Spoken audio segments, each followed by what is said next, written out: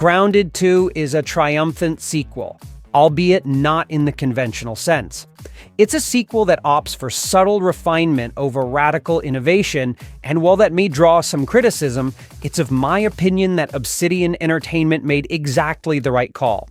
The original Grounded tapped into something very special, creating a survival experience that retained a sense of accessibility, fun, and wonder, so why risk rocking the boat?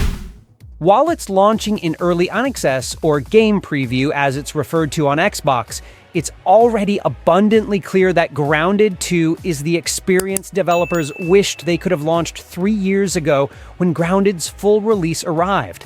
It's bigger, it's better, and most importantly, it's crawling with tons of new critters. Grounded 2 is aptly set 2 years after the events of the first game. In an attempt to redeem itself, Omni hosts an unveiling ceremony in Brookhollow Park, where the once disgraced company plans on dedicating a statue to the original game's heroic teens Pete, Max, Willow, and Hoops, who successfully overcame the evil Dalton Schmechter. However, during the ceremony, our fearless foursome are shrunk down once again, leaving them lost in the depths of the park, where they'll face a brand new threat. The question I suspect some people may be asking is, do I need to have played Grounded to enjoy Grounded 2? And to that, I'd say no. While this is a sequel through and through, it's obvious that Obsidian Entertainment has also crafted it as a jumping-on point for new players. The opening scene is essentially a newsreel, handily recapping the rough events of the first game for those who need to be brought up to speed. Following that, there's a generous tutorial that introduces you to the game's mechanics. Those mechanics center around crafting and fighting for your life. Being smaller than an ant in a public park is pretty perilous, it turns out. Players will need to harvest the natural materials around them, crafting weapons and armor to fend off deadly bugs whilst building camps and bases to retreat to. Whether that's to craft and prepare upgrades, hatch a bug, more on that later, or to eat, hydrate, and rest. All of these are needs you'll need to keep an eye on. As I said, for the most part, none of that will sound all that new to returning players, but that's not a criticism. As for me at least, the formula that Obsidian has created never gets old. Shifting across from Grounded, it's strange leaving my self-crafted fortress behind. As the night grew dark and I sat in front of my measly campfire waiting for my weevil meat to cook, I felt vulnerable, as if anything could snatch me out from my pitiful lean-to. It didn't, and I did, of course, survive that first night, but while it was eerily spooky listening to the rustling of the nearby grass, I also felt such joy from returning back to basics. There's a confidence that you accrue amidst your playthrough of Grounded, and I personally appreciated the devs' decision to return us all to a state of susceptibility this time around.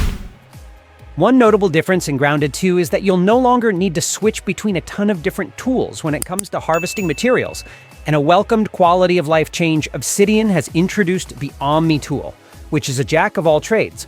It'll switch between chopping, digging, and hammering seamlessly, allowing for a much more streamlined experience. While it's a subtle change, it's certainly important, as returning players know just how reliant on foraging your survival is. When the gameplay centers around collecting materials, you don't want that activity to feel like a chore. And naturally, you can upgrade your Omni-Tool in time, allowing you to access even better materials and thus better weapons and armor. And you'll need those as you venture even further out into Brookhollow Park. During its early access phase, Brookhollow Park is equal in size to the final, full launch version of the original Grounded's map. Already, it feels huge, more like a jungle than a park. Trash cans look like skyscrapers, whilst discarded drinks cans attract the attention of spiders who use the hollow openings to weave a new webby home. It's wild to think then that Grounded 2 is set to be 3 times the size of the original game when devs have finished expanding the map over the coming months and years. As I said, the scale of the bar just makes everything feel so much more daunting this time around, especially as the enlarged space allows for new species to thrive. The foes you love to loathe are back. Honestly, I could barely move 2 yards without running into an orb weaver. They're everywhere. There is an arachnophobia setting if you want them to look a little sillier. Those returning foes are joined by plenty of new faces, for lack of a better term, all of which I welcome the arrival of for variety's sake. Naturally, it was pretty pleasant seeing a snail or caterpillar slowly crawl by. Just please don't ask me about my investigation of the fallen ice cream truck, which forms a new Arctic-style zone. I'm not emotionally ready to talk about the barrage of scorpions I found residing inside. Needless to say, they didn't love my intrusion. There is a dodge function this time around, which I can't believe wasn't in the original game. You also don't have to face off against these nasties alone. It goes without saying that you could buddy up with a friend via multiplayer, but what I'm actually referring to is the game's new hatching system, where players will be able to breed their own friendly bugs, which serve as mounts and aids. You can now craft a hatchery at your base, but actually hatching a bug requires sourcing an egg, and let's face it, no species leaves its eggs out in the open nor unguarded. Should you succeed in obtaining an egg, you'll place yourself in a much better position with regards to your survival. Mounts are incredibly important when it comes to traversing the game's map, especially as ziplines are not present during this early access phase. They can also assist you in battle too. Yes, you can turn the tables and use the ferocity of an orb weaver against fellow bugs. I actually found red soldier ants to be an incredibly handy mount, despite it being the first type you unlock. With that in mind, they are far from being the most powerful mount option. What ant mounts can do, though, is assist with digging and the gathering of materials. Ants love to follow one another, and your mount will be able to gather a couple of workers to join you in a charming little posse. While Grounded 2's story unfolds in much the same way as the original Grounded's did, in other words via tapes and the discovery of labs, I did find this latest iteration slightly more engaging.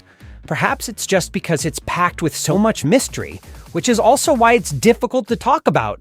Whether it's vague references to a mysterious individual or a worrying transmission from an old friend, Grounded 2 is quick to set up this elusive new threat, and it's one that left me avidly following story quests, desperate for answers. In many ways, Grounded 2 is more of the same, but I don't think anyone came away from that first outing asking for anything different.